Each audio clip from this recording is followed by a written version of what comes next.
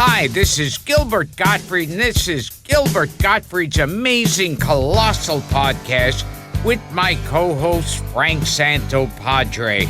And we're, for the time being, believe it or not. I think maybe the last time. It could be the last time, or maybe we'll be in a section of the street where it used to be, but Nutmeg, with our engineer Frank Verderosa, if he hasn't hung himself yet. Our guest this week is a producer, director, and one of the most versatile and admired film and television actresses of the last 5 decades, and one of Frank and my favorite actresses to boot. You've seen her in popular TV shows such as Will and Grace, Malcolm in the Middle, Grey's Anatomy, The L Word, Private Practice, Girls, and Ray Donovan, and the TV movie The Executioner's Song, for which she was nominated for an Emmy for Outstanding Lead Actress in a Limited Series. You also know her for her work from dozens of notable feature films, including Desperately Seeking Susan, Baby It's You, 8 Million Ways to Die, Silverado, After Hours, New York Stories, The Big Blue, Crash, The Whole 9 Yards, and Pulp Fiction.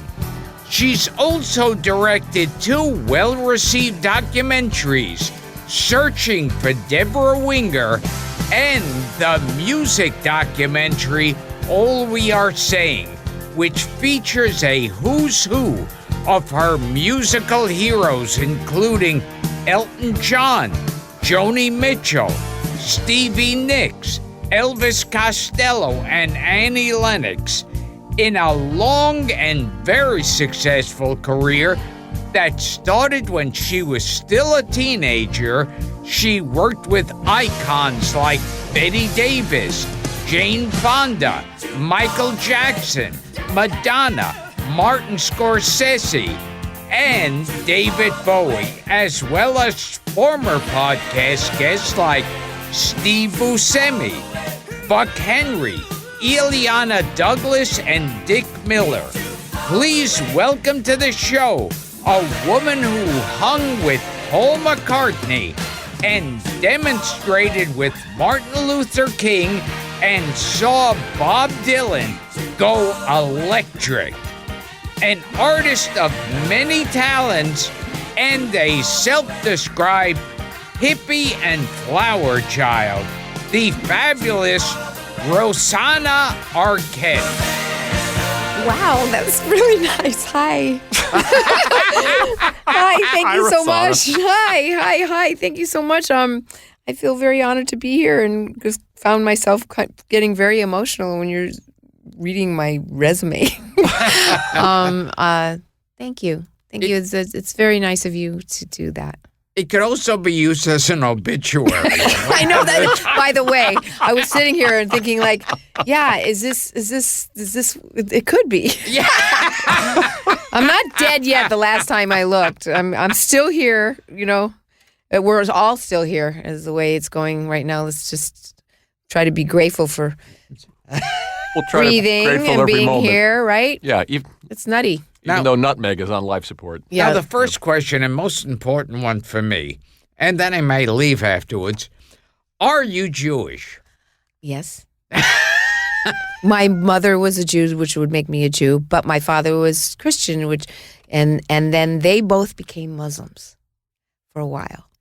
And so we grew up with all religions. I find myself, I feel very connected to God in all forms, whatever, male, female. The energy of love to me is God. And but I'm married right now to a Jewish man, and he really loves Judaism, and so it's kind of brought me into it a lot more. But I don't really consider myself really religious. I just do believe in a higher energy. And he'd probably be mad at me, but that's just No, the way because it is. Gilbert's highly religious. Are you Yeah. Gilbert? Yeah. Are He you? is. No, Do you Like celebrate the holidays? practically Rabbi Shmuley. Yeah. Do you celebrate the high holidays and all that? I eat ham. I, a bad I You're don't a bad Jew. know. I'm a horrible Jew. Yes. I guess- don't know when the holidays are. Yeah. I don't fast. And, but, just, I know I'm a Jew. Yeah, I mean, according to the Jewish religion, you are if your mother is. So my mother was, and she was raised Orthodox. But you were born right here in the city? I was born in Mount Sinai Hospital. Mount Sinai. Yeah. Far from here. Yeah. So, You're a New Yorker like us at I'm heart. a New Yorker. I am. Yes. It was interesting, this trip. It has changed a lot. Sure. And Oh, my it God. really feels, I just said, oh, my God. I'm alarmed. I say, oh my God, a lot. I have to, I see, do. But when is I that- say it, people take Offense? puff on the Our listeners have started a drinking game based on things we say over and over again. Really? And Oh, Gilbert that- says, oh isn't my that- God, a lot. Yeah. I say, oh my God, to a lot. So start drinking, guys, because Oh, there's going to be overdoses happening now. I think they do that. They also do that on Andy Cohen. Yeah. They what he said the Yeah, if he secret says word, so. and then So it, Right. they had it. Oh, what? Oh, David Caruso went on that show where he's the detective. oh yes, Whenever he'd play with his sunglasses, take them off or put them back on, people would Have a take sip? a slug. where's our drink? Very strange. Everything's been stripped from here. No, exactly. No booze. No booze. That's okay. Yeah. But your dad, before your dad converted, we should also point out your dad, obviously people know about your famous family, and your dad was Louis Arquette. My dad was. Did you know him? I know it. Yeah. Yeah, I knew him from the Waltons. It was so funny because he's And also other was things. Christopher. Yes, Guest he was a film, Second so City guy. He was a Second City guy, the committee in San Francisco, Yep. and then he's also was one of Chris Guest's guys. Yeah, he's in And Guffman. he's in Guffman, and he's also. He's in Best in Show. I just watched Best in Show on the Right. plane coming because I just needed a laugh. That's great. And I love Parker Posey, and I love everybody in that movie. It makes me laugh, that movie. And I forgot my dad was just in the beginning of it. He wasn't feeling well then. He was sick, but it was great. He was like, oh yeah, he was there. He's in a million things. He's one of Yes. those faces. He was on Lou Grant. He was Yeah. on Barney Miller. Yep. He's one of those faces you recognize from 60s and 70s TV. And he had that voice. He had a great voice. Yes, yes. And as a kid, I grew up watching Hollywood Squares. So that was my grandfather. Yeah. Yes. Did you watch that show? Yeah. Okay. Yeah, Sure. Cliff Arquette, Cliff Arquette. Charlie better Weaver. known as Charlie Weaver. I got the letter today from Mama. He was also a fantastic painter, and David now is taking up painting. But he's an incredible artist. All the kids are really the best painters. Alexis Arquette, who we lost September 11th, 2 years ago, was an incredible painter. So I'm not. I'm the finger painter. I'm not a painter at all. But the rest of the kids got that Talented great. family, Yeah. all through and through. And Cliff Arquette's parents were in vaudeville. Yeah. Yes. Gus Arquette. And Gus was his father, and they did vaudeville. And I think Gus died of syphilis. Which Ouch. Kind of bummer.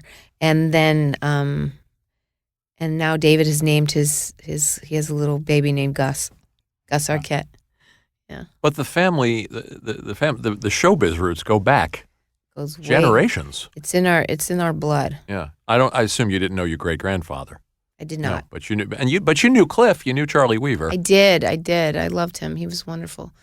But he died when I was 15. Okay. So he died quite a while ago.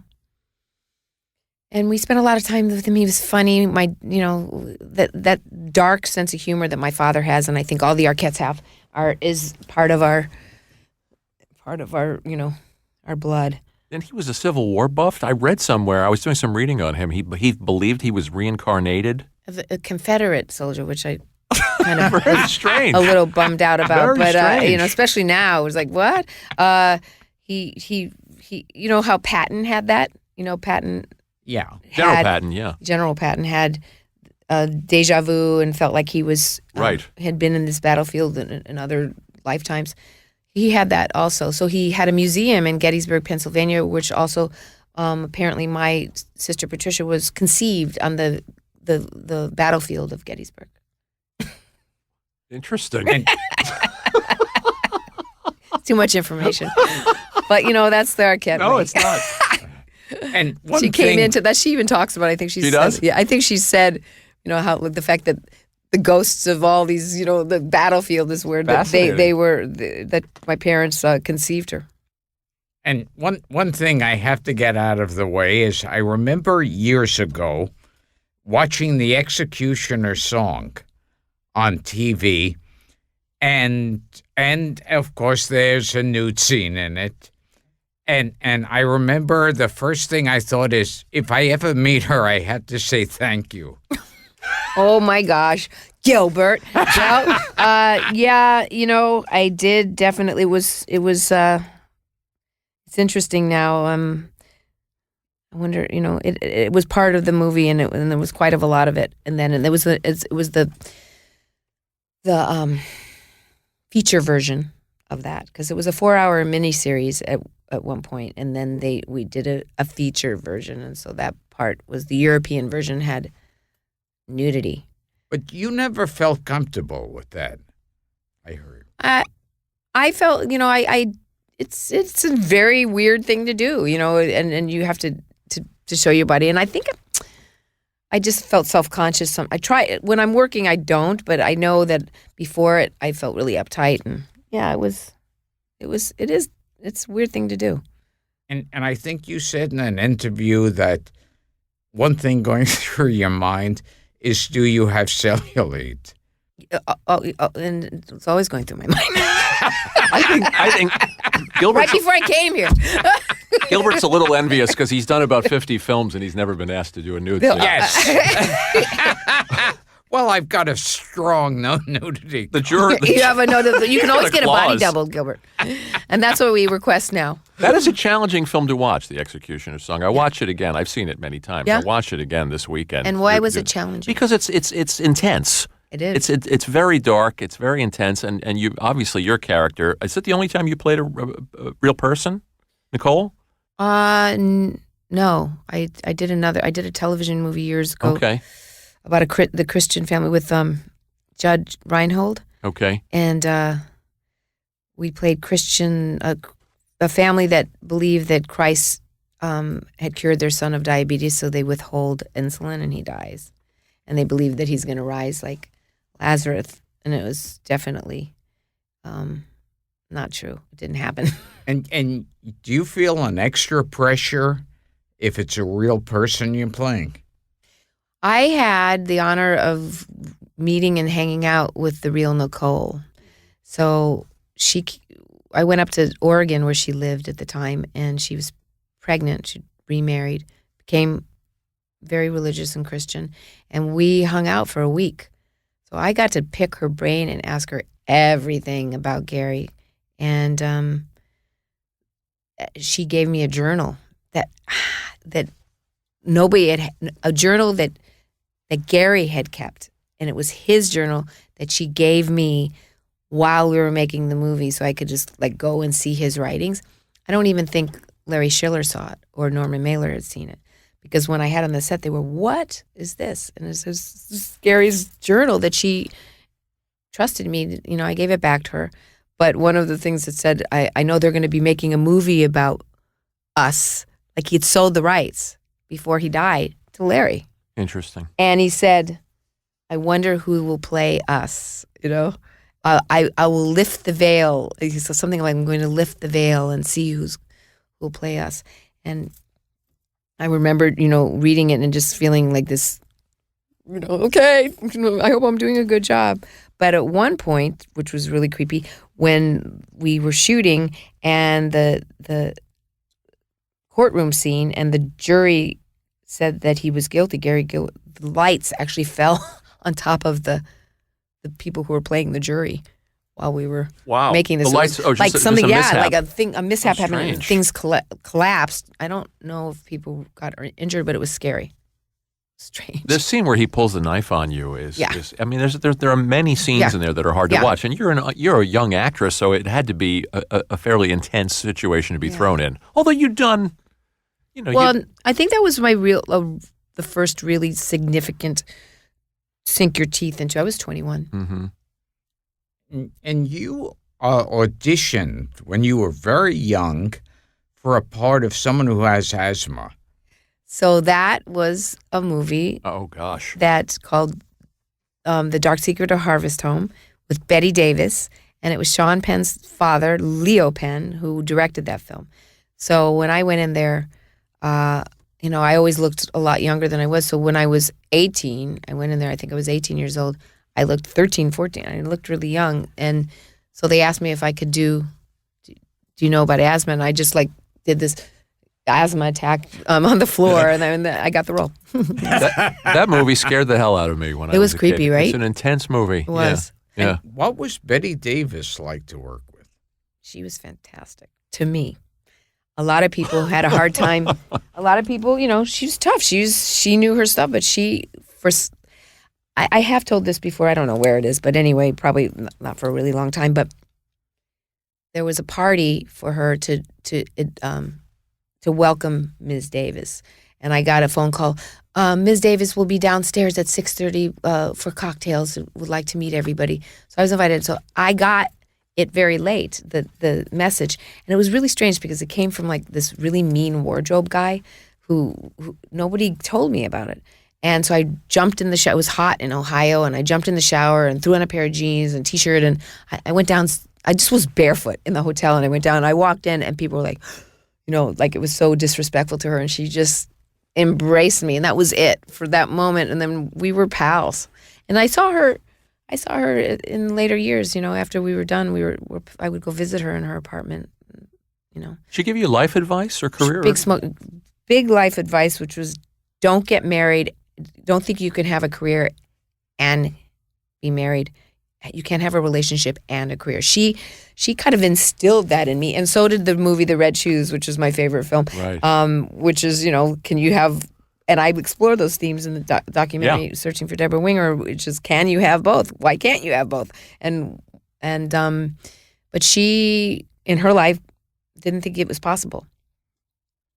And did anyone, since you're from such a long showbiz background, did anyone ever try to dissuade you from going in show business? Not really. I mean, my father was an actor. We grew up around it. We were around musicians and actors, and it was part of our life. But my mom said, it's my father said, this is a tough business. But for some reason, on my 18th birthday, I did a movie called Having Babies Part 2, which got me in the SAG into the Screen Actors Guild, and it was shot in Malibu, and I got my card, and it was my 18th birthday, and I really didn't stop working for many, many, many years. Two of our favorite actors, by the way. I'll go back just for a second to go back to Harvest House. Renee Auberjonois, Oh yes, the wonderful actor. We love him. And Norman Lloyd, who is still with us. 101 or 2? I think he's 103. Is he Or really? 102 Oh, my at this God. point. Yes, he's in it. He was scary in that movie. He was great. Yes. Yes. And then whatever happened to the actor who played my dad? Aykroyd? Yeah, David Aykroyd. David Aykroyd. I don't know. And then was Joanna Miles? Joanna Miles. She was in there? Yeah. And I remember Laurie Prang, an actress named Yes. Laurie Prang. And a young Michael O'Keefe. And Michael O'Keefe. Yeah. That was I think it was his first job. It's spooky. Back is when very they spooky. used It to is make very those spooky. kind of TV movies, like Crowhaven. It was a Farm. 4-hour miniseries, Yeah, and so was Executioner Song. when Really they well done. Mhm. Yeah. Intense parts for you as a young actress. I remember though this one time where I had to cry. Oh, it was so funny. Actually, there was that weird scene where she's kind of doing a dance, and Mm-hmm. I remember, it was like with a corn cob. Of course, I'm 18 years old and not really getting that. What was really supposed to be was a sexual masturbating dance, and I'm like taking the corn like it's like a little babe. Young Anderson. Finally, I think the director went over and told one of the women to come over to me, which was like kind of a cool, nice thing to do, and say, it's more sensual. It's more, and I didn't, because it wasn't actually written in the script like that. I didn't. It was like this. It was supposed to be a sexual dance, but I didn't really know what the corn. I didn't have it in my head at that point where, oh yeah, the corn cob is a phallic symbol, and that's what that's supposed to be. So I don't know. I haven't seen that movie in years. Did Betty Davis sit you in her lap at one point and she sat me on her lap, and when something went wrong with the camera, and it was hot, and she goes, "This is hell," and. But I loved her. She was great. And she let me hang out. She let me hang out all the time in her trailer because she had the big Winnebago, and I, had my first little dressing room, which I was so excited about, which was the teeniest little cubby hole, But I just thought it was so cool to have my own little dressing room. Now, did your parents or grandparents or anyone or even older people you worked with ever give you important advice on showbiz or on acting? It's funny because I think my dad, as much as he was pretty cynical about it, and I think there was a little bitterness too.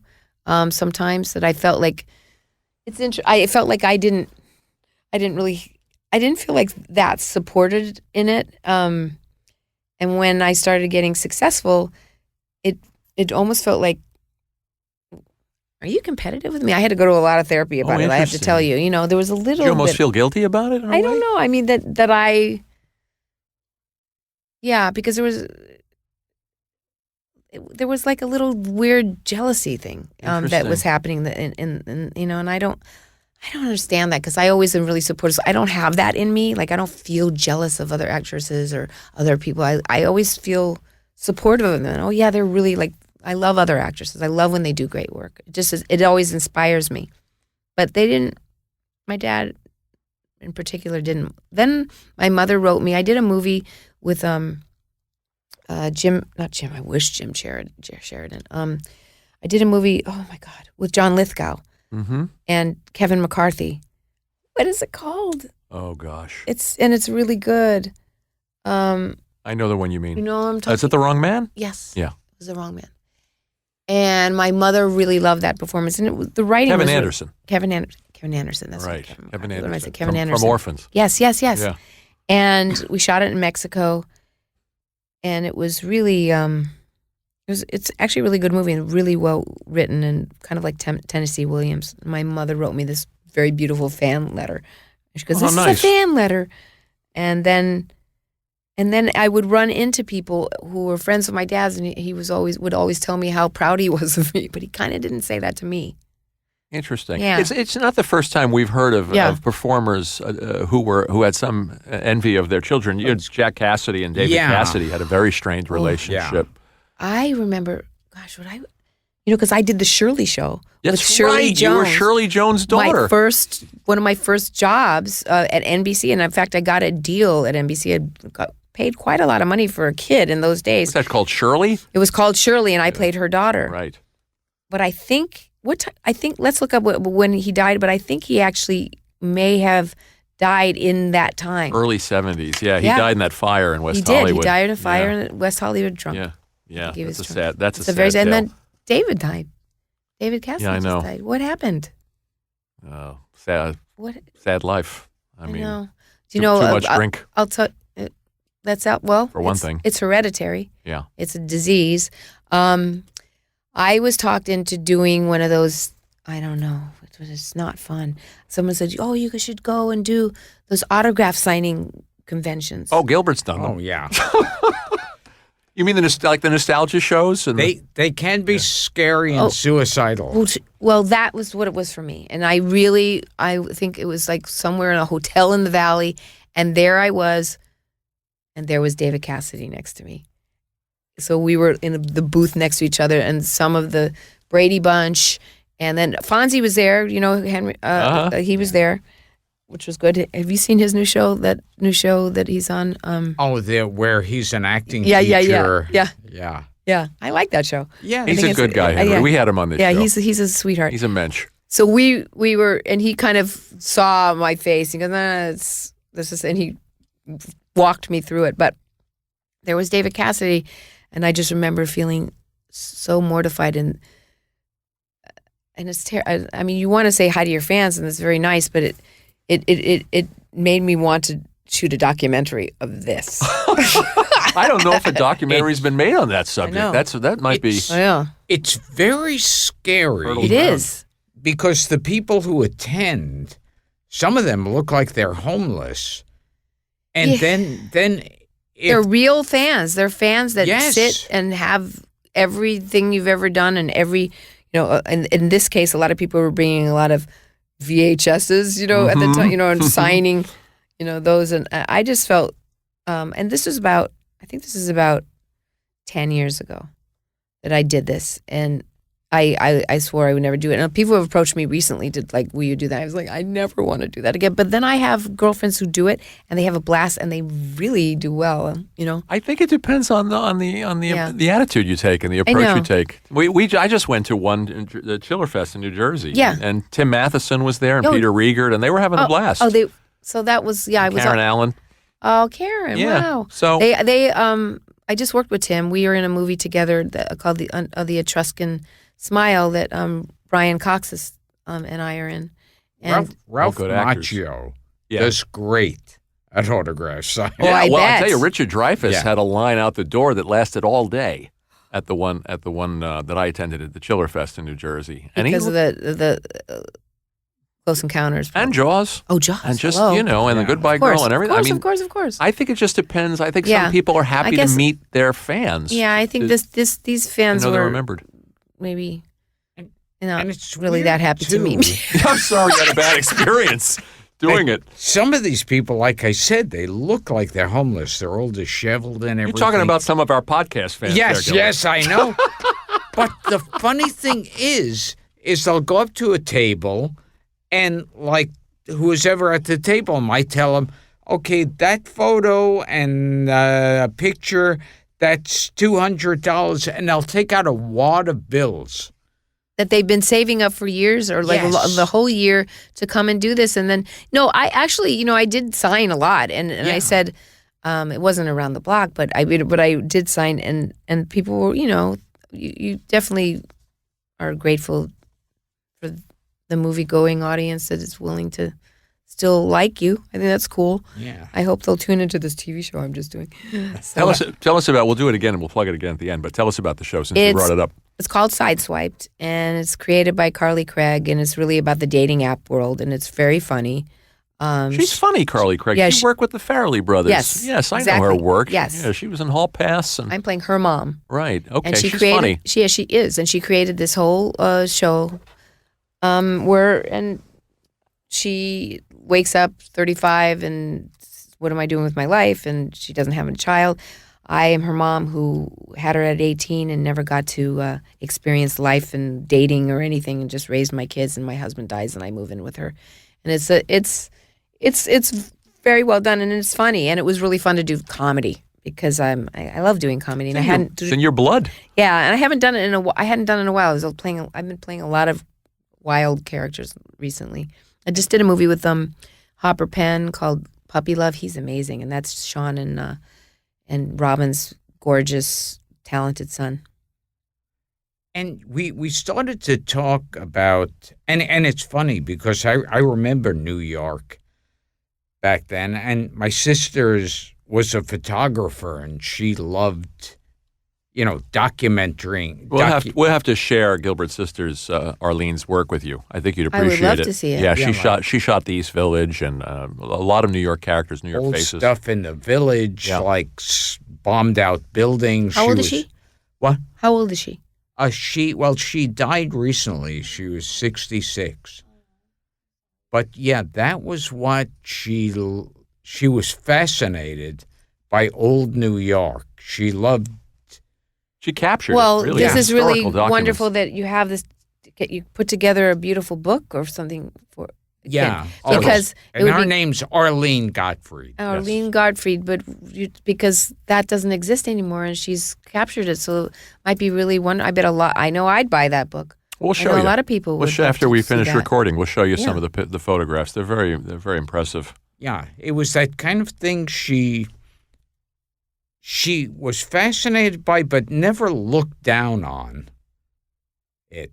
She saw it was very poor, very kind of scary, but never looked down on it. She loved New York characters and New York faces. Yes. So it sounds like she had a little Diana Arbus about a little her. bit. Yeah. Oh, Very much so. absolutely. Yeah.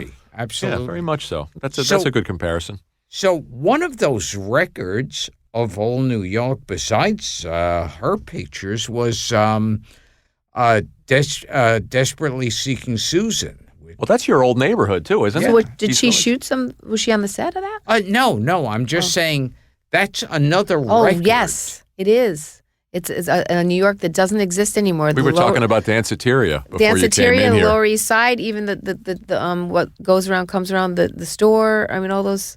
Is that what it was called? No, what was it called? I forget. Maybe I'm wrong about It's like in movies we have a I record. forgot the name of the store. That's terrible. It's so long ago, guys. Like any. Well, Scorsese is a big New York director, and also, of course, Sidney Lumet. Yes. But so that was. And I did 2 films with Marty Scorsese. I did After Hours. Yes. And then Life Lessons. and Life Lessons, New York Story, and which both captured New York. And those places, and some of New those York places Story are gone. Really has. I mean, After Hours really at night. Yeah.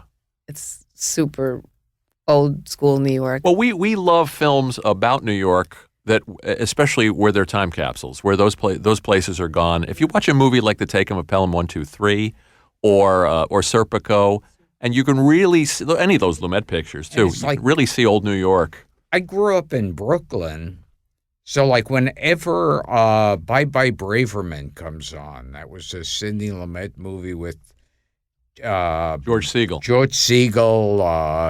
Joseph Wiseman, Jack Warden, Sorrel Book. Yeah, you worked with Jack Warden. Oh, Jack Warden. Oh, tell us about working with Jack. I got a chance to work with him. Isn't he wonderful? He was such a wonderful, sweet man. But we were in Yugoslavia making this film that was supposed to take place, I think, in the Rocky Mountains, and with Christopher Reeve. Oh, The Aviator. Yeah, The Aviator. That was the movie that Siskel and Ebert brought the skunk out for. And it's so funny. I think I was just Andy Cohen just showed a clip of it the other night. It's like, oh my, there I was with red lipstick on. It was just so ridiculous. And you didn't in those days. I mean, the makeup artists know how they wanted me to look, and it was 20s, but silly. Well, you've never been a fan of critics. I found that in my research. Oh. You don't. I don't read them anymore. You don't read them anymore. Well, after Rosanna Arquette is, what was it? This is a good one. A capital A actress. No, runs the gamut of emotion from A to A, and never was a trip so long. Who wrote that? David Denby. Oh, David Denby, the New Yorker. Yeah. Yeah. He was pretty mean. Yeah. And I don't even know what that was for, but it wasn't a nice one. It was for Nobody's Fool with Eric Roberts. Oh, you're good in that picture. And the hell with him. Anyway, it's so funny because years later, I think he I don't know if he still does, but he runs the New York Film Festival, the Los Angeles Film Festival. I think it was downtown LA, and I met him, and I told him, I said, "You got me off reading even good reviews. I don't like to read them.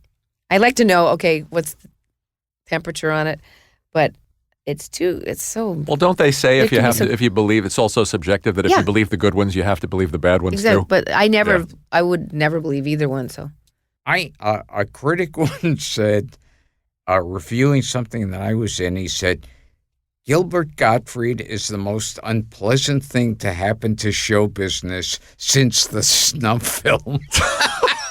That's the meanest. Who wrote that? Who wrote that? You know who wrote that?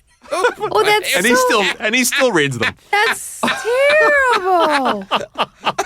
That's so mean. I love it. Success is the best revenge. Did that make you laugh like that when you read it, or did you really get your feelings hurt? Because it's hard not to get your feelings hurt. How could you not?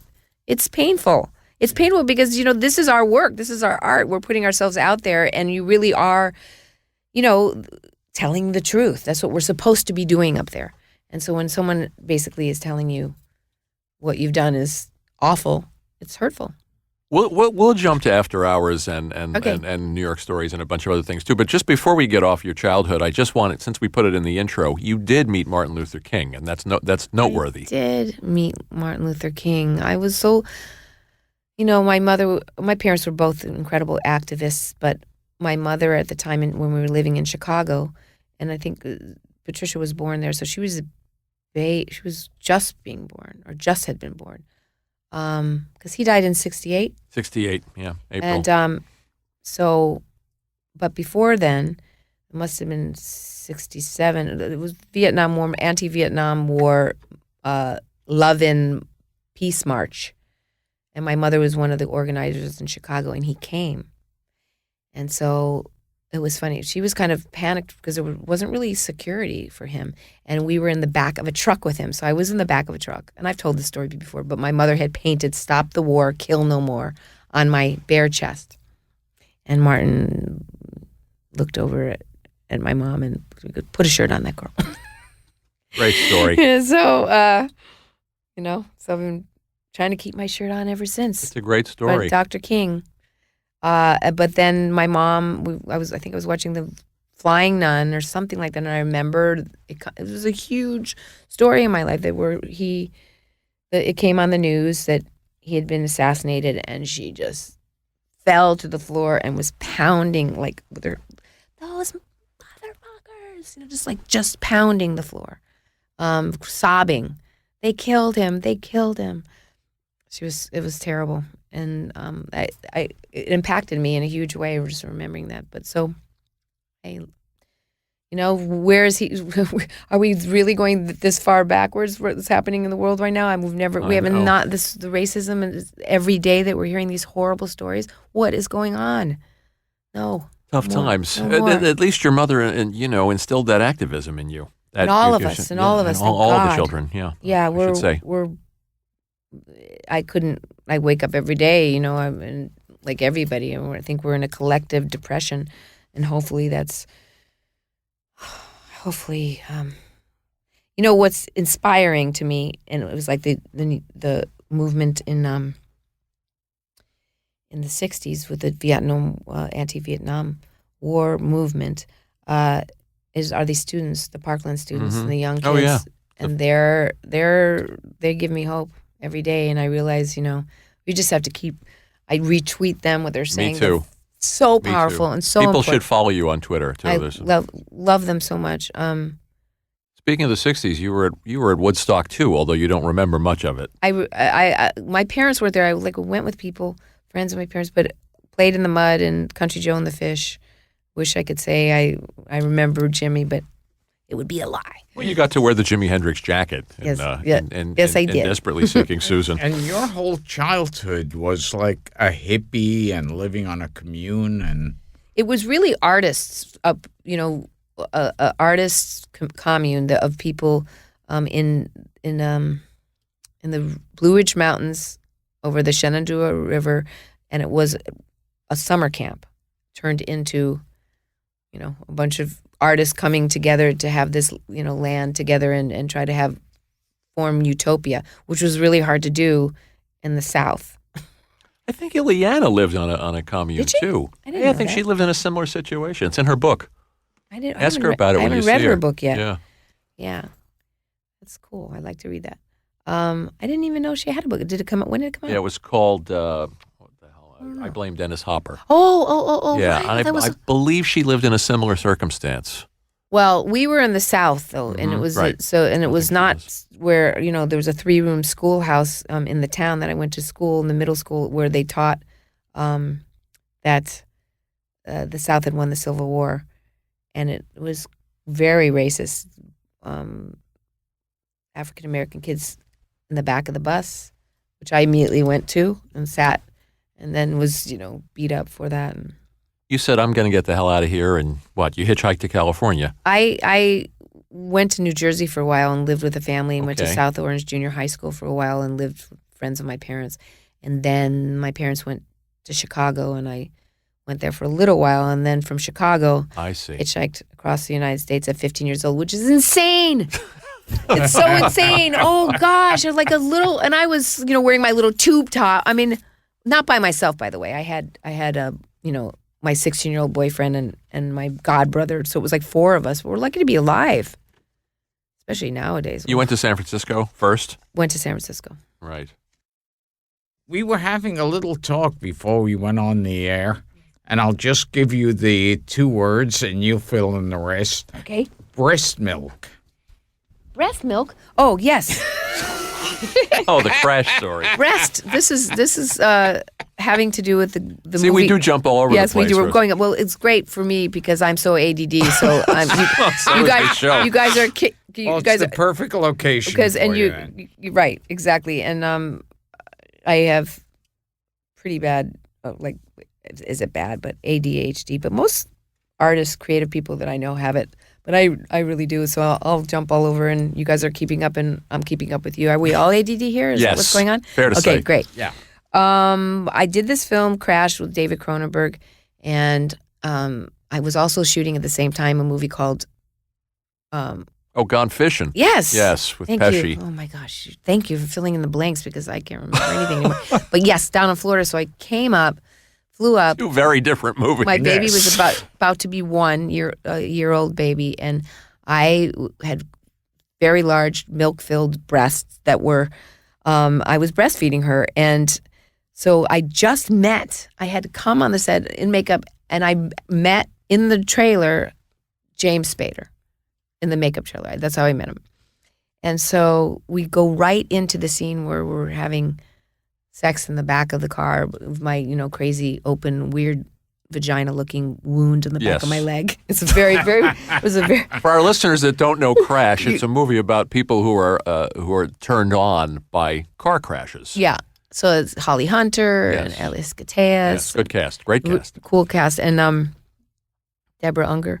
Yeah, and not an easy movie to watch. It's to the point where tell it to Coppola at the Cannes Film Festival, who hated it. Hated Oh, it. that's good gossip. He hated that movie, and I think he was on the jury. He was the president, or I think he was the president, but Bertolucci loved it.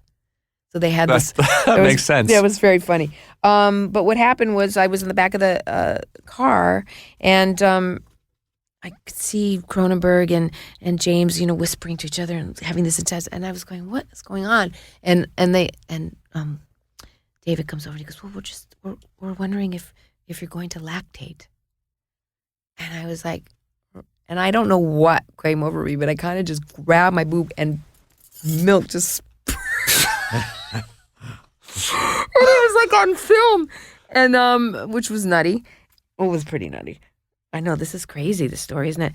And then David sent me that footage, and then I said to him, "David, you cut the most significant thing I've ever done on film." That is funny. He cut it because it was too weird. Yeah, it was definitely even too weird for that David film. Cronenberg. Yeah. And you said, I think, with that film that there were parts that were making you laugh just because it was such a disturbing.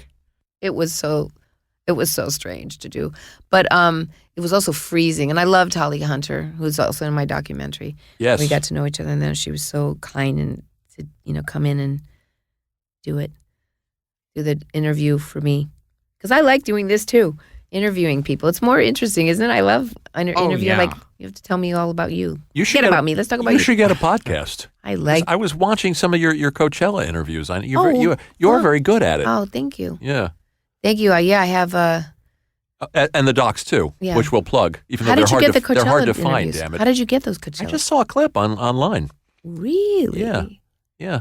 That's pretty. But cool. the documentaries, which there are clips of the documentaries. There's Diane Lane and Jane Fonda, but they're hard to find. I don't understand. There's searching for Deborah Winger. It's hard to find. Well, you can get it on. You can get a DVD of it. That's such a junk. I wish Showtime would at least, because Showtime did put both of my documentaries. The other one up. I haven't seen. The music it's one. called I'm All dying We Are to see. Saying. I have to give me your address and I'll send you a copy, a that- DVD. I have a DVD of it. But that and that also played at the Cannes Film Festival, and people really liked it. And what got you to do Searching for Deborah Winger? I think it was just turning 40 and seeing, who knows. I mean, getting a lot of information nowadays that maybe something else took place, but I thought, I wasn't working as much. I didn't know what was happening. I didn't know if it was really age, but it just got very strange. And so I just thought I would explore talking to other women about balancing life and work and relationship and motherhood. And that's what I did. I talked to some of the greatest actresses ever. Diane Lane, who was still a friend of mine and probably one of my favorite actresses. I think she's just amazing in anything she does. Her and I were up against each other. I met her for the first time in Executioner's Song in the waiting room. Oh, she auditioned for the part. She auditioned the part, and I had seen so many times A Little Romance. She's so... I love that one with Olivier. She's so incredible in that movie.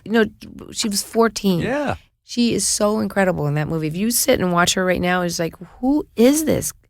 And when I saw her, I said, I loved that movie so much. George Roy Hill. Yeah. Yeah, that's a sweet little film. It really is. But everybody's in the documentary. So, I mean, Laura Dern's in it. Your friend Whoopi's in it. Alfred Woodard. Meg Ryan, Alfred Woodard, Diane Lane, you mentioned. Sharon Stone. Yeah, people need to see it. We need to work with you to get some distribution the different distribution on that thing. Get it out. Showtime put it out. I wish they would redo it, or at least would they let Netflix have or somebody put it out there. Yeah, because I searched Netflix and I searched. That's terrible. Yeah, I searched Apple TV. My wife and I went on a wild quest for it. Why they just... Yeah, I even wrote to Danny and I said, "Where's this movie?" But very interesting. Well, maybe it was just shut down from somebody. There's a lot of... Well, no, I mean, it's more relevant than ever. I know. Now, it really is, actually. And also with all the talk about equal pay, with the talk about women, with actresses getting... We're talking sexual harassment. It's right. It's in the and it's Patricia... 2002, so it's ahead of its time. Patricia talked about it, and then we talked about that a lot in Searching for Deborah Winger. Yeah. I wonder if... Showtime owns it. I wonder if they could just... I hope I'm not misspeaking, but we had a terrible time trying to track it down. So hopefully, that's terrible. Hopefully, someone who listens to the show, who's within the sound of our voice, will. Well, you know who financed it? Believe it or not, Mark Cuban. Oh, interesting. It was the first thing he ever did, and he gave me the money to make it. Interesting. Mm-hmm. And tell us about the second one. Obviously, Elton John and Flea and Sheryl Crow and Chrissy Hine and Stevie Nicks. And Tom York and Tom Petty and Will Tom York, I.am, Burt Bacharach, who Gilbert and I obsess about. I know because so all the rockers. And then I thought I love Burt Bacharach. He was a great songwriter. I have to interview him too and put him in here because he inspired a lot of people. How can you not? I'm dying to get my hands on this. So okay, yeah, no, it's a good one. Okay. Yeah. Will you make more docs now that you got these two under your belt? I would like to. I have a movie I'd like to direct, which kind of it's about basically growing up in the commune with a little bit in that time, and then goes to my mother's death, dying of cancer. I'd like to do that. I have a really good script that I just sent to someone who loves it. So who knows? It would be nice to be able to direct that. And I have such wonderful actors, friends that I think I could put together a really great cast and definitely a good soundtrack. Yes, I would think so. And getting back to a movie we've discussed a few times on this podcast, and that's After Hours. I love that movie and still love that movie. I saw it recently. Where did I? Oh, I had to go to Poland for this Polish film festival, and they showed it. And I hadn't seen it in years, so it was so great on the big screen. But Michael Ballhaus shot that. It looks great. He also shot Baby It's You. Yes. I think that was his first American Another favorite. film. Yeah. Which was a John Sayles film that I did. And it was such a fun experience in that. There was a Jewish princess in that one, Gilbert. You would appreciate that. Yes. I was. I love that movie. Yeah, I did too. I did love that. And Griffin Dunn produced that. With Amy Robinson. And they also produced Baby Too. Yes, yeah. But to talk about After Hours for a second and your knack for comedy, which is in the genes. And I don't know about your great grandfather. We know he was a vaudevillian. Yeah, was he a comedian too? Yes, he was a comedian. The Surrender Dorothy scene. Yeah. And I know you have a Wizard of Oz thing. I do. I love the Wizard of Oz. But I love that movie so much. That scene and just you're so. you're so alluring in that scene, but hilarious at the same time. It's a crazy movie. I could see. Well, the thing about Martin Scorsese, and I'm sure you've heard this many times from people who've worked with him. I mean, I think he casts his movie the way he wants, and then really gives you the freedom. I mean, he rehearses. You rehearse it like a play, but then you have the freedom to do your thing and whatever that is, and it just then it's comes through like that laughter that you are talking about in After Hours. I just remember he planted that little seed. He said, "Do you think she'd laugh here?" And I was just and I didn't think she'd laugh, but then the laughter really came like this weird laughter. I watched it. His parents are in the scene. Yes, his parents are I sitting, know. Catherine and Charles They were are the sitting in the best. corner at a table. Dick Miller's in there Yeah. Oh, of course. because he's the proprietor. And Charles is also in. He's also in That's We Seeking Susan in the Magic Club. That's right. He is. I know his mother was always popular. Well, she's doing the off-camera voice in The King of Comedy. Yes. She's there. Rupert, lower it. She always cooked and had yummy Italian food Oh sometimes. yeah, and of course, Goodfellas. She stole. yeah. She stole the.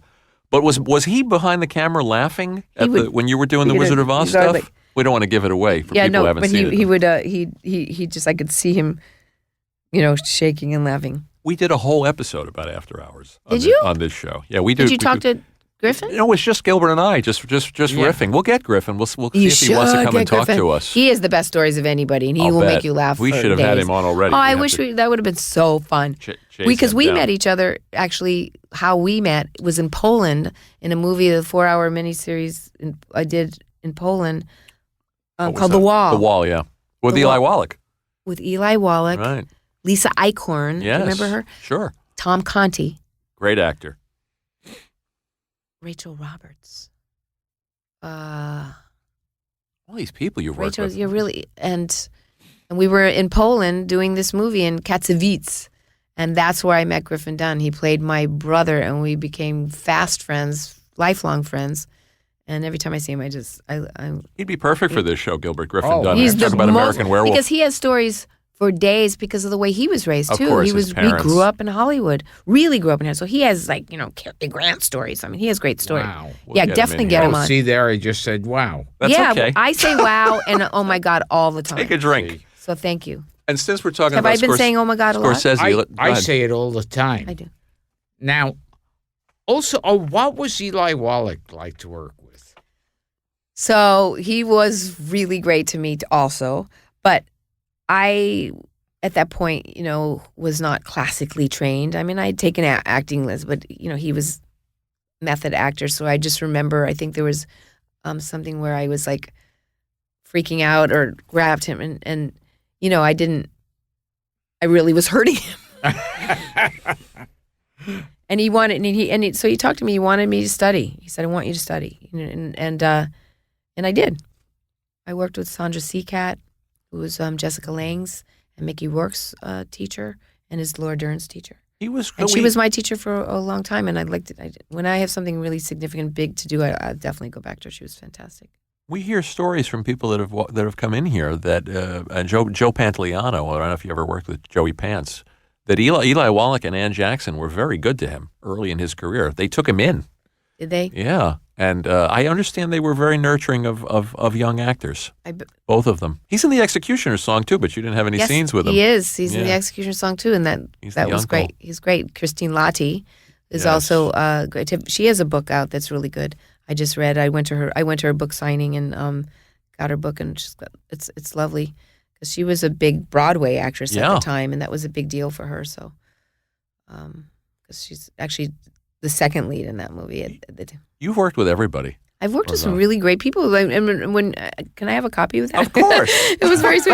So it to you. I'll just have to print it out for my obituary. We'll It's give it to you. Just my resume. But since we're talking about Scorsese, let's talk a little bit about New York Stories, Okay. which again I watched, and that's heartbreaking. The scene where you ask Nick Nolte's character if you have any talent. I know. You know. And she, you know that he doesn't think she does. Yeah. What is that? And she knows he doesn't. And it's Paulette. Paulette, and Yeah. and you know that she most likely will never recover from that. And when she calls her mother on the phone, Yeah. I mean, it's a movie I've seen many times. But I brushed improvised up. that. That was You one did? that was one of the things. That was one of the things that Marty was great about. Like I was supposed to call her, and then I just kept going, and I just let me do my thing. Yeah. It's the most I successful. love to work with him again at this point in my life. you know, Scorsese? Yeah, I really would love to work with him again. Who knows? We'll see. You remember the trilogy, New York Stories? Yeah, It's I remember the most successful, I think. talk of the three. about someone I would have loved to have had on the podcast had she lived. Mae Questel. Oh, Mae Questel is in the Woody segment, the woman who was the voice of Betty Boop. That's right. Yeah, she played the mother in the, Oedipus Rex. But I remember seeing that in the theater and not liking the Coppola segment Yeah. at all, but really being taken by life lessons. Written by Richard Price, Richard Price. who's also in the movie, and our friend Steve Buscemi shows up yes. in that one. Plays my boyfriend, Right. the boyfriend that she loved, And more defunct New York locations. oh, What's the It was- performance art space that was on the subway I know. tracks? Yeah, And yeah. the- What I forgot what the was name the of that name of place, that but it was very place? famous. Yeah.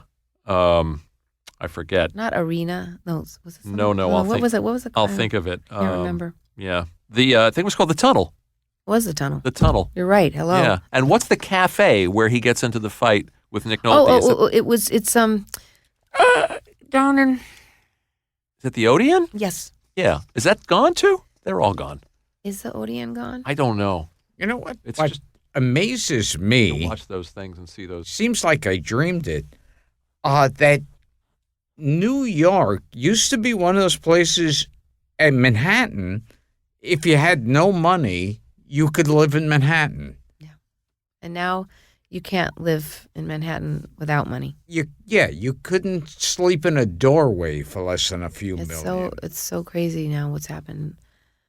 Yeah, it's not the same, and it's really sad. If you want to see, I'll say to our listeners, if you want to see old New York, Yeah. and just New York from the 80s, Desperately Seeking Susan, After hours. After Hours, and New York Stories. And, Yeah. and you get three glimpses of New York that's there was a gone, loft. mostly gone. Yeah, right. There was that the loft that we shot on used to be where Tower Records was, right across the street from Tower Oh, Records, which yeah. is now, when I was there yesterday, and it was at one time Tower Records. What was I doing there? Yeah, I don't know. Do you remember? I don't know. I don't remember what it was. We did all this press yesterday, but I ended up being in the old Tower Record building. Oh, it was Andy Cohen. Oh, Bravo's studio. Is that right? I'm trying to think if that's the No. old Maybe Tower I'm wrong. Records. I don't know.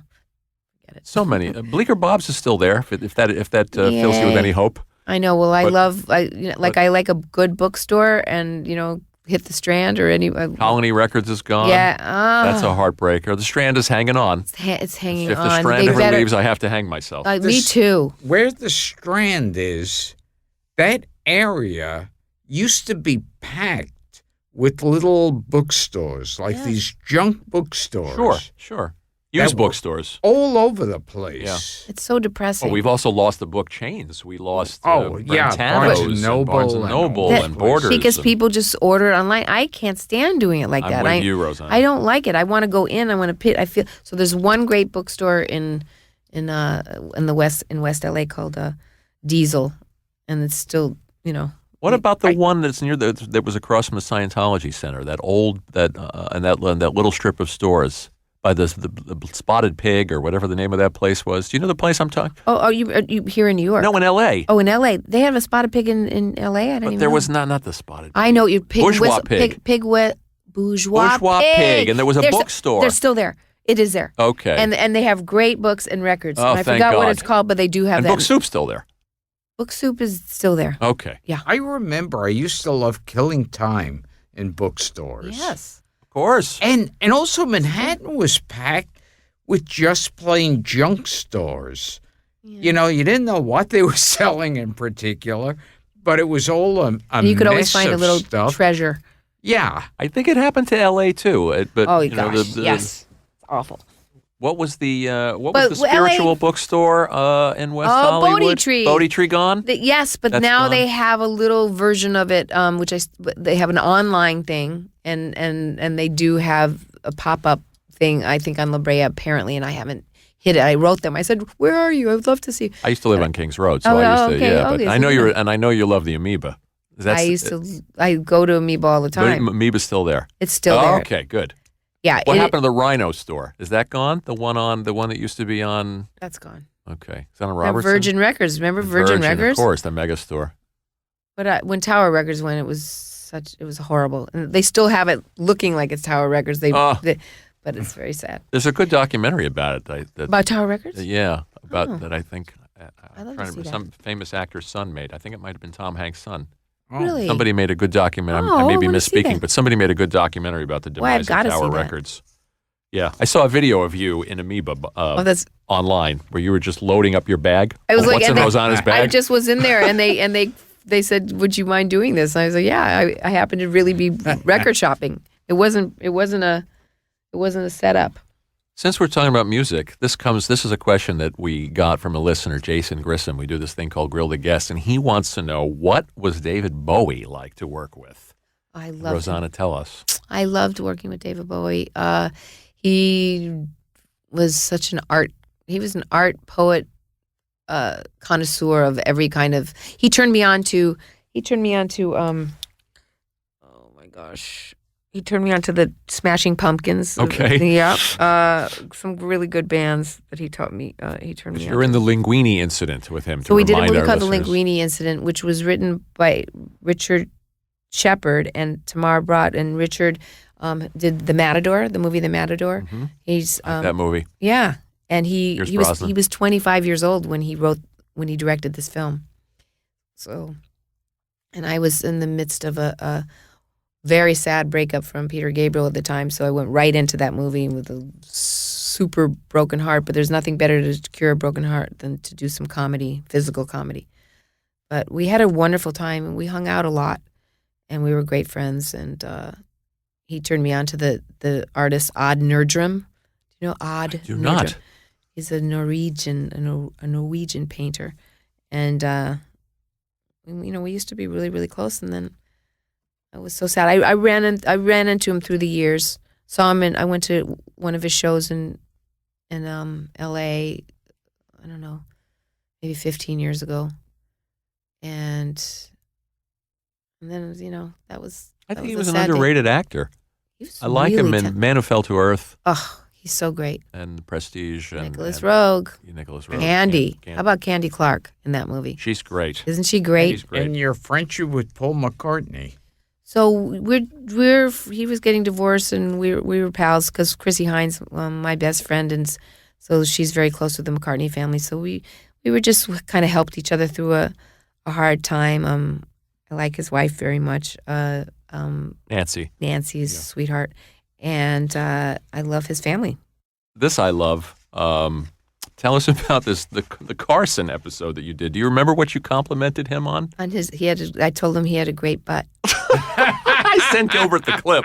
You have that? It's on YouTube. Oh, that's one thing. And you think that YouTube would have this? I know. The documentaries. No, they have the things you don't want. That's so strange. The documentaries, though, like searching. I wonder how you do that. We'll find it. Yeah, I just gotta give it to them. You told him that that you saw him in tennis shorts. I saw him walking out of the Beverly Hills Hotel in a tennis outfit with his tennis racket, like he had a lunch or something, and I he did have one of those. He had a great tush. Did you ever meet Carson, Gilbert? No. You never met he him in was your so travels. Never did the You Carson never did the show. Carson show. You did the Leno show a million times. Yeah, But never Leno, Letterman, but never Yeah. did Do Carson. you know who was sitting did- next to you on that Carson show? Oh. The guest that preceded you? Who was it? Liberace. Was it? Liberace. Yes, I watched the clip. Was I actually on with him? Yes, he was on panel next to you.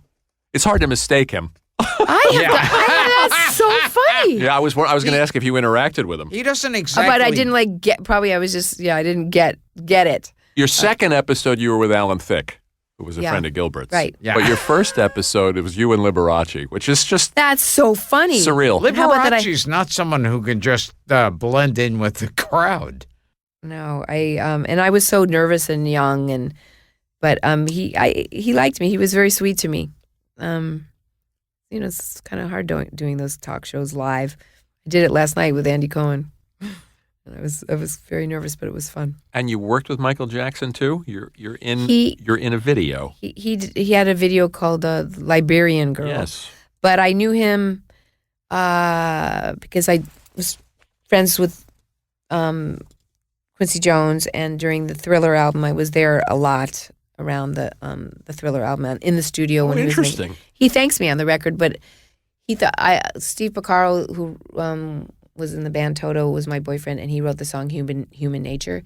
So it says thank you to Steve and Rosanna Porcaro, thinking we were married, but we weren't. Oh, interesting. That's me. You're like a showbiz Zelig, Yeah. Rosanna. You've been around you've been a witness. I know, I have. For all of this gosh. great stuff. I know, all this I wonderful know. show. And you were when Dylan went electric. You were there too. Well, because my parents. Was that Newport? It was Newport. So they were there. Wow. And I was a kid. I can say that I don't remember anything, but okay. But just to have been there. They brought me. Yeah. By the way, that was July 25th, Yeah. 1965. Tomorrow is the anniversary. That's, what is that? 1965. So yeah. Wow. 53. Wow, I said wow, see? 53 years since Dylan went electric. I say wow all the time. And that was like a scandal. Yeah. For Dylan to It do was. electric. They were so angry. Yeah, I don't remember any of that, but my mom always told me that you were there. We were there. The Philadelphia Folk Festival they would do every year, and we performed as actors in the festival, like children's Paul Sills Story Theater. Did you know Paul Sills? Did you ever see Story Theater? It was on Broadway, and it was the fairy tales, all different fairy tales done in Story Theater technique. Viola Spolin created the theater games, and her son was Paul Sills, who directed it. Sure, and Paul Sills was the founder Grimm's of the Fairy Tales. It was Grimm's Fairy Tales done in the space, and it was incredible music. And there's a live record of it, which if you can find, it's so incredible. And it was Melinda Dillon and Dick Stahl and Richard Shaw and Richard Libertini. Oh, we love him. Hamilton Camp, who was my godfather. Right. Well, these were Compass Players people and Second City people. Yes. So they did the show, and there is an album of it, and it was on Broadway. I want to revive it. I was just recently heard the daughter of Paul Sills how we could do this, and I'd love to do it with our family. What great talent! And you know Hamilton Camp. You probably know him as a character actor, but he was also a folkie. He was Gibson and Camp, big famous, one of the big influences of Neil Young. Yeah. But the people you're naming. You could get those records. It's worth. Hamilton Camp has two amazing records. I know. I remember him like your dad. I remember him as a face turning up they on, were best on friends. sitcoms. My dad and him were best friends. And Paul Sills, all of those people, and the names you're mentioning. So that was my childhood. Libertini. Growing up with all those people around, and then having Viola Spolin. My first theater piece and was a show called Metamorphoses, which was Ovid's Metamorphoses done in the same way, a theater technique, story theater technique, and being able to work with Viola in the workshops because she wrote improvisation for the theater, and so all the theater games were created by her. And you're saying there's an album that's available? So write Story Theater, and there is an album out there that you can get on eBay, and it's worth getting and listening to because it's fantastic. Got to get my hands on that. Yeah. Wow. As we wind down, Rosanna, we could ask you a lot of stuff, but take your pick from these. Do you remember anything about making? You can tell us if you remember anything about making SOB with Blake Edwards. I do, and I actually I might have told that story somewhere recently, but it was my first sexual harassment moment in my career. It's very sad, and I feel bad because he's not here anymore. But I think it's an important story, and I really loved his daughter Jennifer, who played. We were the hitchhikers that were picked up. But I got the role. I had a bikini top. We all wore bikinis, and I got the role. And it's William Holden, Robert Preston, Julie Andrews. Cast. I mean, incredible cast. Robert Webber. Robert Webber. Yeah. And and so, Blake said, okay, so yeah, you stand over there, but lose the bikini top. I was like, what? Look, Mr. Edwards, what do you mean? Lose the bikini top? You mean I have to show my breasts? And he goes, yeah, you have a problem with that? And I said, well, I didn't know I was going to do that. And I was 18 and I was 19, I think. I was young and he's a caller agent, he intimidated me like I was going to lose a job if I didn't do it. I mean, it's a sad story. Oh, I didn't. I mean, he's a good guy. He's made great movies. Yeah. But at the time, people didn't have the consciousness that was just part of the deal, and I didn't know how to say no. So I was one of those women that was intimidated to do that. It ended up being cut, thank God. That's unfortunate. But it injured my spirit. It did. And, the movie was a big hit, but that whole thing was cut. How about a happier memory? How about making Pulp Fiction with Tarantino? That was fun. He is a master director. A lot of rehearsal. We rehearsed, the crap out of it. And I had a great experience working with him. I did. I liked him a lot. I heard you say you had trouble. You were pregnant and you had trouble watching that scene. So I didn't see the movie for probably 10 years afterwards because I was when I finally did see the movie, I was about 8 months pregnant or almost about to give birth when I saw the film, and I had to leave. It was too violent for me. I just was like covering my baby, and I was like, oh, this is too violent. So I left. So I never really saw the movie until about 10 years later, and it really is a good movie. Alexis is in that movie. My Alexis, Yes. my trans sister Yes. that died of AIDS 2 years ago. Yes. Almost 2 years in September. Before we go, do you want to tell us anything? What else do I have on the cards? You want to tell us about Hal Ashby? Do you want to tell us about Jason Robards? I loved both of those men, but I loved both of them. They were both wonderful. Jason was fantastic, but Hal was my pal. And we What a body hung of out. work. We hung out. Well, some of my favorite movies. Yeah, ours too. And Gilbert the loves world. The Last Detail. I mean, yeah. come on. And Landlord, and there's And Lee. and But being for there. me, it being there, Shampoo. Yeah. I mean, Yeah. Lee again. yeah, Yeah. Shampoo, And being there with she won the Oscar for that. I Ileana's think. grandfather. Yeah, She did. being there is such an incredible film. Peter Sellers, he just was what he also had the gift of, like Martin Scorsese does, is the gift of music and understanding the marriage with music and contemporary music and film. Hal had that, like Martin Scorsese does. But he was such a wonderful human being, and they took the movie away from him that I did with him, which was his last movie, 8 Million Ways 8 Million to Die. Ways to Die, which was an Oliver Stone script. Mm-hmm. And they just took the film away from the greatest editor. It's a sad story. It's in the book Easy Riders and Raging Bulls. You it can killed read about him. it. Yeah. It did. It really did. And I remember seeing him and having to go to in front of a judge. What is it called? Arbitrator. And they were just trying to tear him apart like he wasn't fit to do this movie, and he was. It was horrible. And I got in their face. I said, "He's the most amazing director I ever worked with." And he would send me a lot of cassettes of movies to watch, because at that time we had like the VHSs, Sure. actually. And he sent me Summertime. He wanted me to see Summertime with Katharine Hepburn in Venice. He sent me. That was when she fell in the fountain. Yes. And got the forever. She Because got it was the so- ear problem. Did she have vertigo? I don't know what happened. She That was with she was Rosanna Brazzi. Yeah. She got sick. She got sick fell because in it the- was so have something with her eyes. May have been her eye. I it thought was so in polluted. It was her like ear. it was a bacteria that got in, and they could never get rid of it. Yeah, I think it affected her eyes for Yeah. the rest of her life. Yeah. It was a bacterial. So he sent you movies. He would send me movies, and we'd listen to music and hang out in Malibu, and he was just one of the great men. There's a documentary on him. Is there? I'm going to write this down too. that I'm in. Okay. That's I think produced that. Oh my gosh. I'll find it. Yeah. And you have to find Terrible. the Tower Christine Records. Beebe. Did Christine do that movie? I think it's, or she did it one on. Oh, I'm so confused. That's okay. I've been in a couple of documentaries recently of being interviewed. He made a good Stones concert movie too. Let's He spend the did. night together. He did. Yeah, well, he could do no wrong. Me too. I would say probably my favorite, right up there with Marty So tell us. and Fellini. Yeah, Mhm. and I know you like Powell and Pressburger and. Well, I do love the Red Yeah, Shoes. I know. And You've seen Stairway to Heaven, haven't you? was it? The one with Niven. Yes. Yeah. But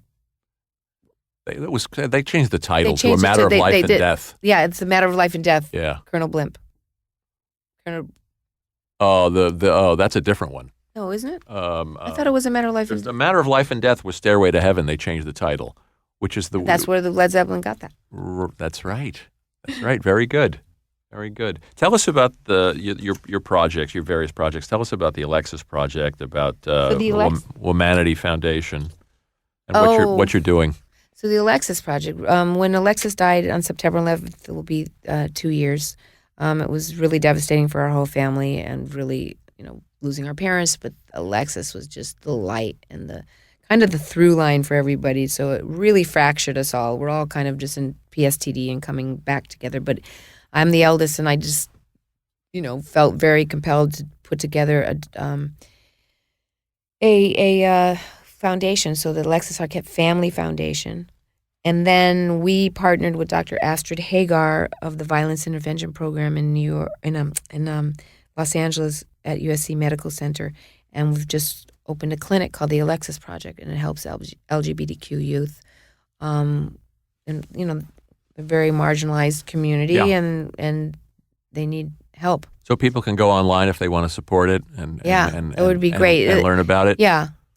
And there's a website for the Alexis Arquette Family Foundation. We're just figuring it out. I think of it as a tree with all these branches, and everybody has a branch to do what they want. So everybody might want to, do it in different ways, give money, but we're raising money to be able to do that, and it's very new. But the Alexis Project is actually up and running now. We announced it on the 1-year anniversary of Alexis's death, and now it's actually a clinic, and we're going to open them across the country. Good for you. Yeah. Good for you. You're doing good work Thank for a lot of people. Yeah, well, For the trans community, for women, for women, and we all are still at it. And this the and most for important, justice. and for justice, the most important thing right now for all of us is as Americans Just to survive. is to survive and hold on to our democracy. And Yes. in order to do that, we have to vote, and everybody needs to vote, and get your children and everybody who can vote. Because what's happening here is we've never seen anything like this. It's Agreed. really, we don't Gil, want- anything else for this lovely lady? I could talk to you for hours just about I could- music. Yeah, I could too. We could do that. I could just- I'm going to send you the documentary. You'll like it because it's a I good could one. just sit here and talk about your favorite albums. Okay, I will. Let's do that. I would say I know could- you're a Led Zepp person. No, but I love Revolver. I love Patti the Beatles. Smith. Patty, I love. Yeah. She's in my documentary. But I love Revolver. I love that Beatles record. I love Radiohead. I think they're an amazing band. I also have to tell you, Rosanna, that Gilbert's been sitting on this. He's been sitting on his hands for the last hour and a half. Yes. Because he wants to ask you Yeah, okay. the question you hate being asked. What was it like to work with Madonna? No, the other one. No, the other one. Okay. The Madonna one I'm going to be really good about, Okay. and I won't mention Bye-bye. Madonna. She was But great. The song Rosanna. Oh yes, okay. I was just asked that last night too. So I was dating the keyboard player Steve Porcaro of Toto, but David Page actually wrote that song. And I was there hanging out in the studio. They were making the record, and he goes, David took me, and it was like 3 a.m. He goes, I want to play you something, and he played the song for me. I was like, oh, that's neat. So it was inspired, used my name, but there you go. But that's followed you your whole life. Yeah, I mean they would do that. For better or worse. Yeah. And was there another song written about you?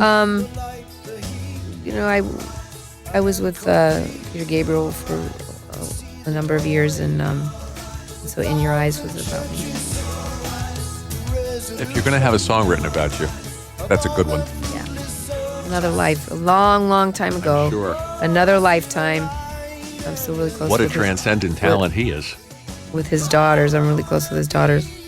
And he has grandchildren now, so yeah, a whole different world. I got to see him inducted into the Rock and Roll Hall of Fame in Brooklyn. Yeah, a I couple was years ago. supposed. They wanted me. I wanted to go to that, but I missed it. I mean, I also was really close with Tom Petty, and lost him this year. Yeah, so our this was a condolences rough for year, that. boy. This- It was a rough Another year. giant. Another giant. And it was really sad. His daughter Adria is one of my dearest friends, and and her sister Kim too. But it was a tragedy. Well, I hope you keep making documentaries Thank about you. music. I'd like to. Did I say that Jonathan Lynn sends his best to Oh, who's sitting in that chair? That's so Our nice. director from the whole 9 Yeah, yards. that was fun. Yeah, that was. Oh, wait.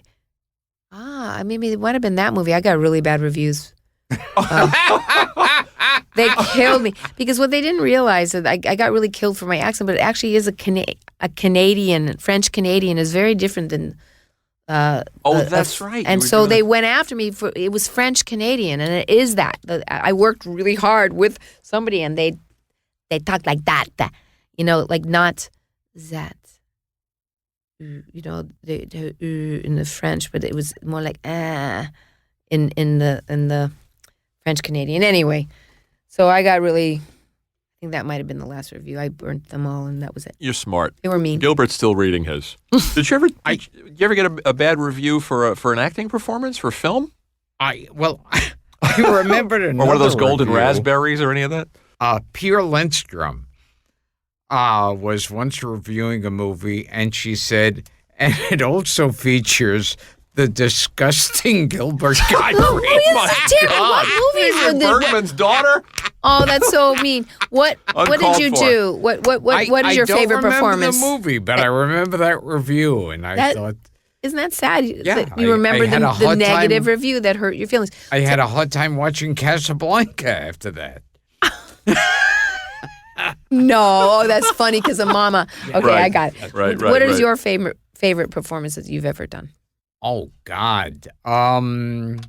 Well, I was very happy with that one scene in Beverly Hills Cop 2 where we're arguing over the traffic tickets. You and 'cause Eddie Murphy. We That's improvised fun. that. That's great.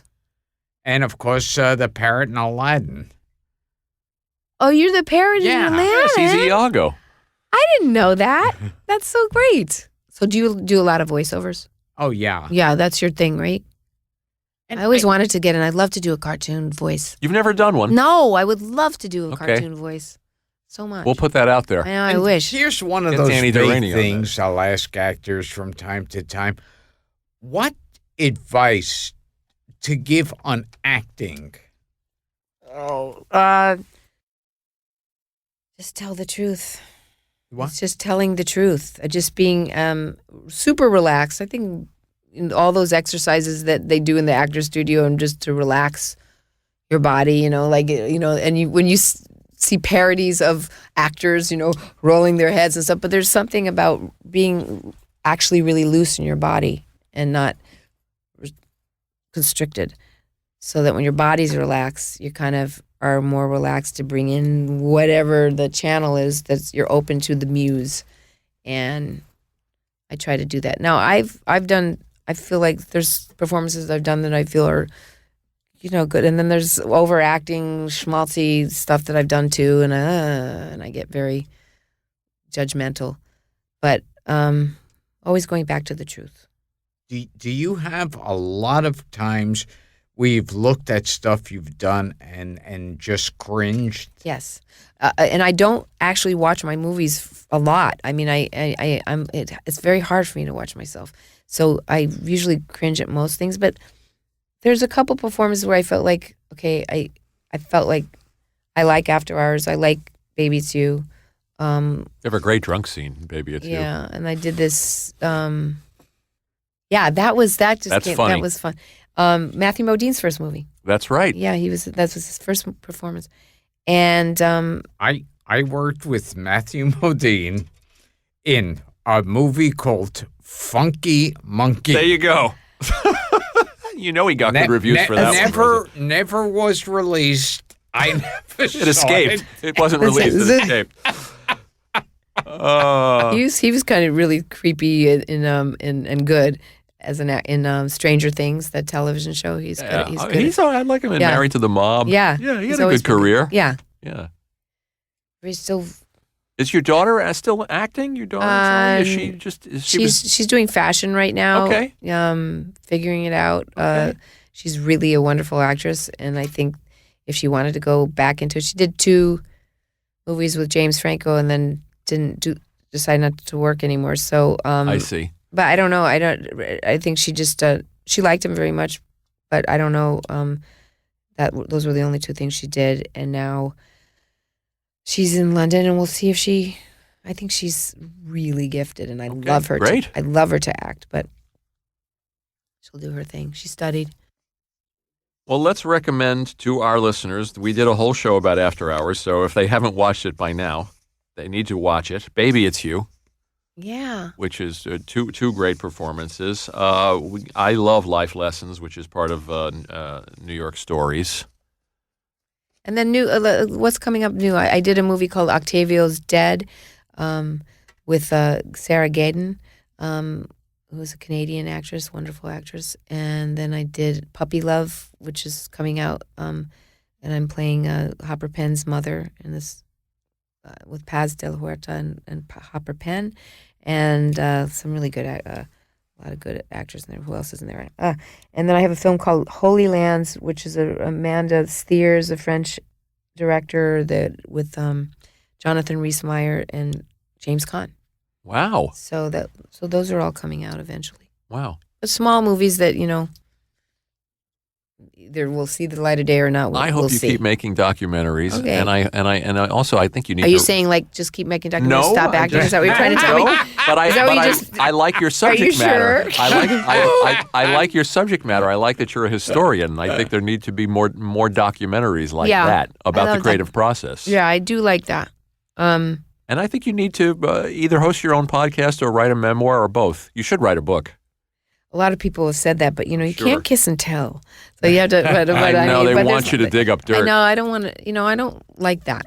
But I really did. I was inspired by a few books, and Christine Lottie's book is really lovely. Check out Ileana's book. Yeah, it's fun because it's also about her love of the movies. That's why she's on her Turner Classic Movies. Yes. I got Ben Mankiewicz, and I've become, friendly. We should have Ben on this show too. You definitely There's should have. There's a guy that knows and talk. Everything. Stories forever. And a famous family. Mankiewicz, hello, Joe Mankiewicz. Yeah, and then some. That would be a really good one. Why don't you just go out to LA sometimes and just do a couple in the studio? Scheduling, my day job, his road schedule. It's hard for us to get anywhere. Are you on the road? Yeah, a lot of stand-up gigs and stuff. Are you? Wow, that's so cool. Do you cross paths with a lot of other comedians and yeah, not usually at my gigs. It's usually when there's an event or something. Right. Cross paths. I want to see you. I haven't seen you. I got to see your stand-up. You'll like it. It's filled with obscure references to old movies. Yeah.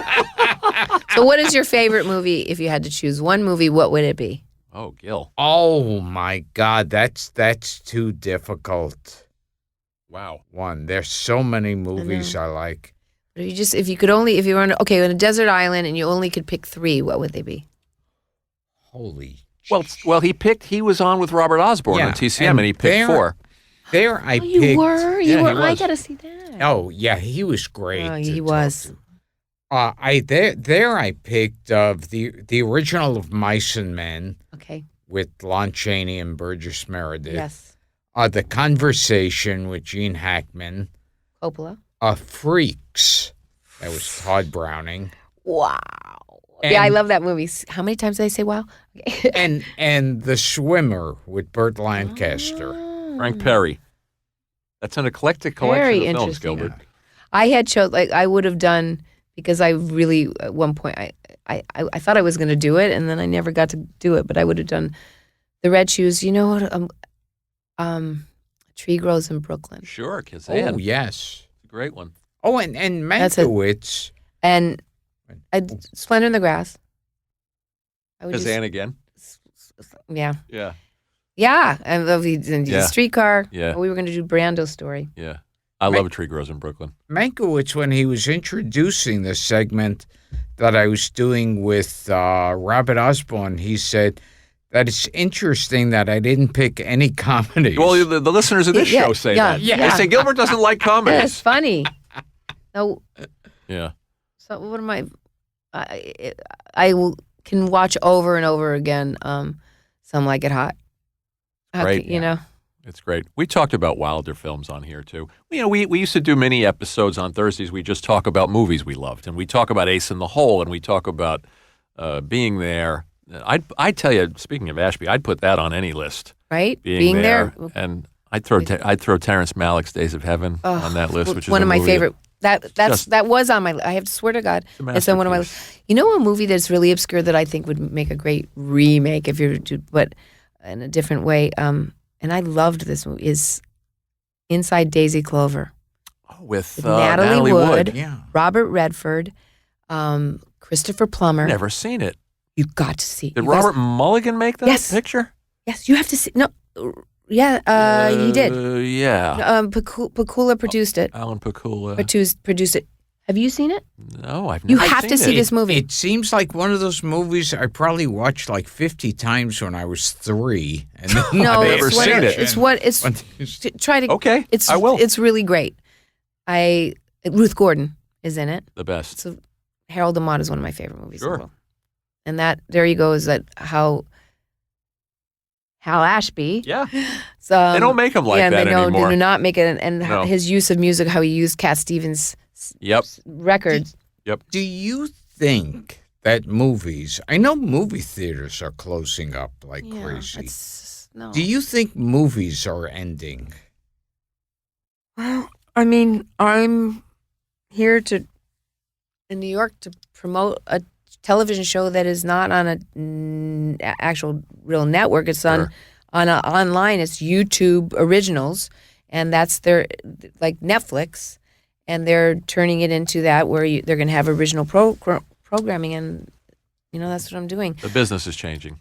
It's changing, and it's just I'm really happy and grateful that I know you are, that we actually got to make movies and be a part of film and lived in that.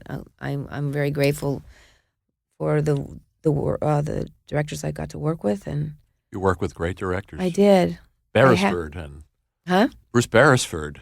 Oh, and Hal Ashby that's right. and Bruce. Well, that was we're talking about because that was a little kind of favor. Catherine Keener and Jane Fonda are friends of mine. It was Peace, Love, and Misunderstanding. I got a phone call from Jane. She goes, "Come on and hang out with us for a week in Woodstock." So they kind of just put me in the movie and just played this, cameo. But it was fun. You work with some great people. Yeah. You've had a wonderful, and Jonathan Demme. Another person we lost. Yeah, that was really sad. What do you think, Gil? Let this lady's got a car service coming. Yes. Okay. Oh, that's right. Am I boring you? No.